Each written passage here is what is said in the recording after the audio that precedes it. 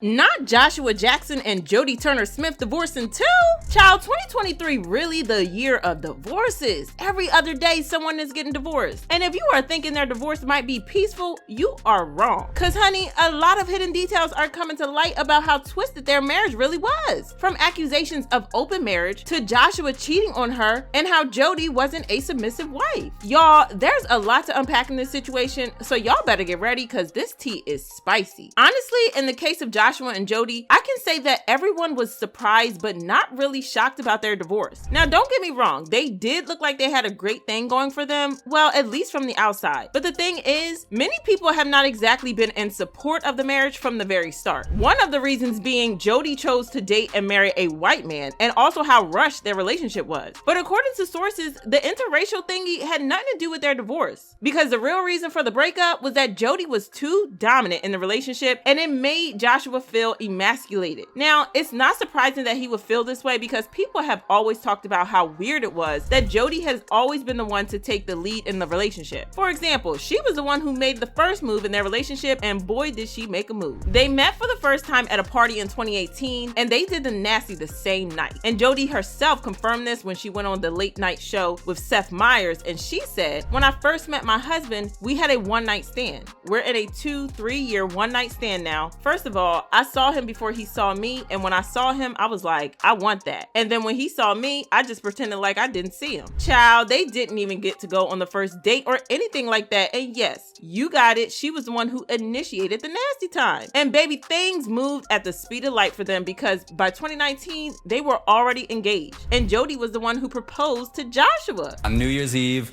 we were in Nicaragua. It was very beautiful, incredibly romantic. We're walking down the beach and she asked me to marry her. Now, there is nothing wrong with a woman proposing to a man, but the thing is, multiple surveys have shown that women generally prefer to be proposed to by men, and the same goes for men. Men like to propose, not to be proposed to. Anyways, Jodie proposing to Joshua was not exactly a big deal, but then people felt like she was being way too forward. And what also was strange is that Joshua wasn't expecting the proposal and he wasn't ready. It was gonna happen? I did not know, but she was quite adamant. Yeah, saying your spouse was adamant when she proposed probably isn't the best way to show that the marriage was 100% mutually wanted on both sides. But turns out that he did feel emasculated by the fact that he wasn't the one who proposed. He hinted at this in an interview where he said, "I would like the opportunity to re-propose to you and do it the old-fashioned way, down on bended knee." So yeah, he definitely felt a type of way. Also, get this, at the start of their relationship, sources revealed that initially Joshua didn't want anything serious when they first met because he thought that it was going to be a fling and nothing more than that. He never saw things getting serious between them because he just wasn't ready to be in a committed relationship. And it wasn't surprising that commitment wasn't exactly high on his list because he had just gotten out of a 10-year relationship with actress Diane Kruger. Everyone thought that they were going to end up getting married, but that didn't happen, and they ended up splitting. He was single for about a year after that, talking about how he wanted to focus on his personal growth, heal, and all kinds of stuff that people say when they break up with a long-term partner. But when he met Jodie, well, she immediately took charge of things and they started dating. Now, before y'all get this wrong, it's not like Jodie bullied him or that she overrode his wishes or anything like that. I think that she just has a very strong personality that was stronger than his, and he felt like he had no choice but to go along with what she wanted, and he was obviously also too much in love with her. Whatever the case might be, he let her take charge of the relationship and she quickly became the dominant one in the relationship. But Joshua isn't as innocent as well because he was once caught cheating in bright daylight while he was still very much involved with Jodie. Back in 2019, Daily Mail released photos and videos of Josh kissing a mystery woman in the parking lot. Josh and the woman seemed to be lost in the moment as they kissed next to their car, and the crazy part was that the photos and videos were taken the same week as Joshua's birthday. What's even more confusing was that Jodie and Joshua were together for his birthday, and they looked like they were still a couple. Were they in some sort of open marriage? Regardless, that was another incident that made people say that the marriage was probably not going to last long. Also, when you hear what Joshua feels about cheating on your partner, that's just another sign that this marriage was a lot messy. Joshua literally said that cheating should be understandable between couples. He told the Sunday Times, "I think an affair can be forgiven. We're all grown-ups. No one wants to be cheated on, and there is massive repair to be done. Affairs aren't about the partners, they're about the person who has transgressed. It's not purely about the sex. There's a deeper violation." Child, I don't know about y'all, but this is just a bright red flag for me. Well, anyways, Joshua and Jodie eventually got married and had a daughter. But I think once they got married, things became real for them. Initially, Jodie was chasing Joshua, and then she kind of got tired when they eventually became a solid couple. Also, I feel like the pressure of being married to a famous white man also contributed to the breakdown of their marriage. I mean, Jodie herself shared during her 2022 Bustle interview when she said, "I think a lot of it was because I was married to a white person, and I was married to a white person who has been in the public eye for decades, and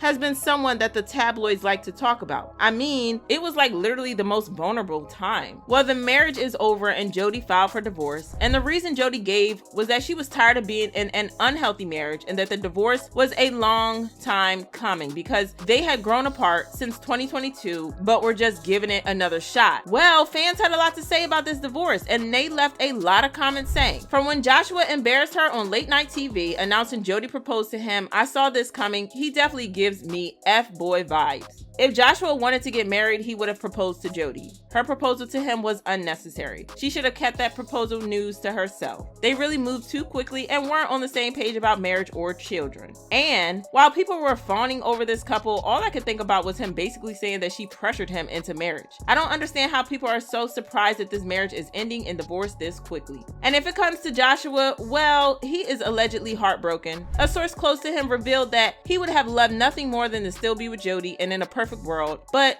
now that they have gotten to this place, he is going to have to accept it. Joshua isn't thrilled about it, but as we all know, life doesn't always work out the way that you like it to work out. They also added that Joshua is heartbroken over the impending divorce. He always thought that he would be married and grow old with his family, and everything would be happily ever after. He had the dream scenario in his mind, and Jodie was his person and the person he thought he would be with forever. Child, this situation is a mess. But do you guys think that Jodie being too strong led to the end of their marriage? Drop your thoughts in the comments, then check out this next video.